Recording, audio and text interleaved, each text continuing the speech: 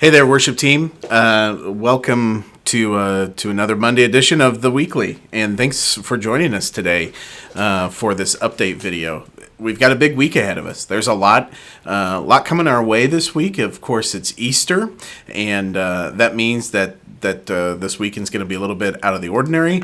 Even during the week, we've got a lot of just new activities going on that we typically wouldn't have during the week. And so thanks for taking a moment to get caught up and make sure that you're in the loop on everything. Before we get started, though, I just want to take a moment and affirm the team last night who led during worship night. First of all, thank you guys. That was quite a bit extra of a time commitment, and I just really appreciate you guys making that sacrifice. We were able to serve our people not only in the sanctuary last night and those who tuned in live, but also those who tuned in, or those who came out live, but those who tuned in online as well. We were able to make a big impact in their lives. So thank you.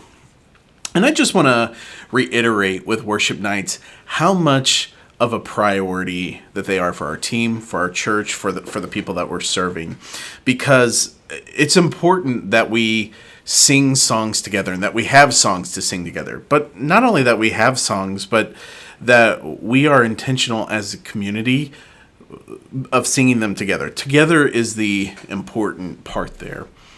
There's so much in our culture that shapes us, our media, the individual communities that we find ourselves in. So much in our culture shapes us. And one of the aspects of the church is that you're being shaped for the kingdom.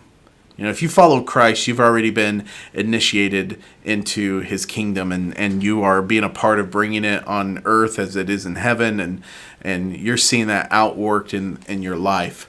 But it is the kingdom of Christ is not of this world, and so we have to be intentional about putting ourselves into situations where our minds are shaped around the truths of who God is, where our hearts and our wills are bent and conformed to the way of Christ.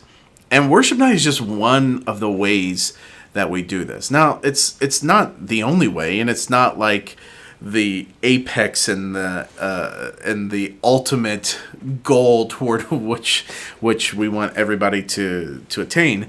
However, I think it's a really important component, and I want to encourage you, as you're on this team, as you're a part of this little sub-community here called the FBMWorship team, I want to encourage you to make worship nights a priority in your schedule, to look at those dates. We've put those dates out there, and I can give them to you right now if you want them again. That May 23rd is our next one. Another one coming up in June 26th. In fact, as we're talking here, I'll just pull that up and go ahead and give you guys those dates. June 26th is another one. September, there's another worship night coming in September. So May 23rd, June 27th, September 26th, and December 5th. Those are our worship nights. So let me encourage you, pull out your calendar, pencil those in, and come and be a part of worship night. Come and sing together. Because if we don't do worship night, we'll do something else. The church is called to worship together and to sing together. We're commanded to sing and encourage one another with hymns and psalms and spiritual songs. And I just want to encourage you to come and be a part of it.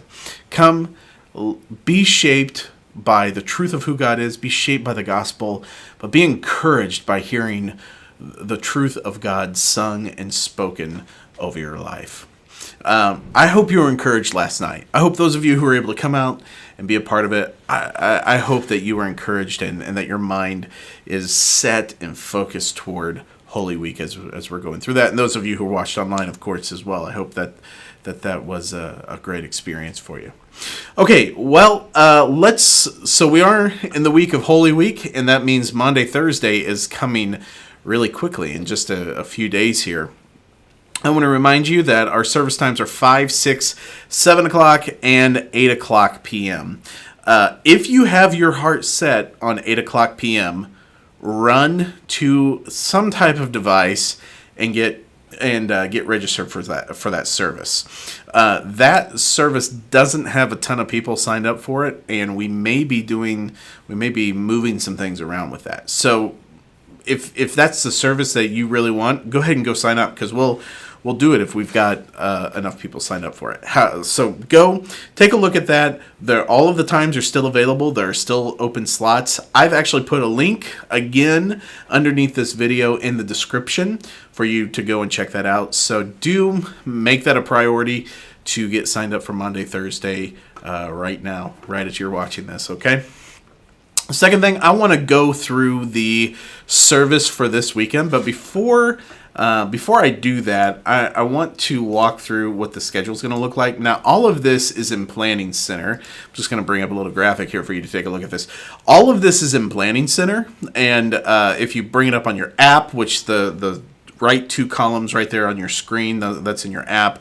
The far left column, this is a screenshot from the web interface. But take a look in there and make sure you're comfortable with what's happening for the service times. Just to reiterate, our service times will be 5:30 p.m., 7:30 a.m., and 9 a.m., and 10:30 a.m. Actually, the 7:30 a.m. service is not in there, so we'll get that added and make sure that is that's showing up in your app. But everything else is in there. So service times 5:30 p.m. on Saturday, 7:30 a.m., 9 o'clock a.m., and 10:30 a.m. on Sunday morning. The rehearsal times on Saturday, as you can see, 3:30 p.m., and we'll be in the worship center. Nothing's happening in the chapel on Saturday and Sunday other than overflow space, but no services are happening in those spots. 3:30 p.m. rehearsal on Saturday. We'll do our production meeting at 5 p.m. Sunday morning rehearsal, 6:45 a.m., and the production meeting will be at 7:15 a.m. That, I know it's early on Sunday morning, but we need everybody here in time to begin at those times, because it's going to be a super tight turnaround for all of that. So please make it a priority to be here on time Sunday morning. Thank you, though, for being flexible, for adding that service time, for doing some extra things to serve our people. I know it's a really busy couple of weeks, but we'll get back to some equilibrium here shortly. But thank you so much. I know it's a sacrifice to serve our people well, but it is one that I trust will be blessed in your life.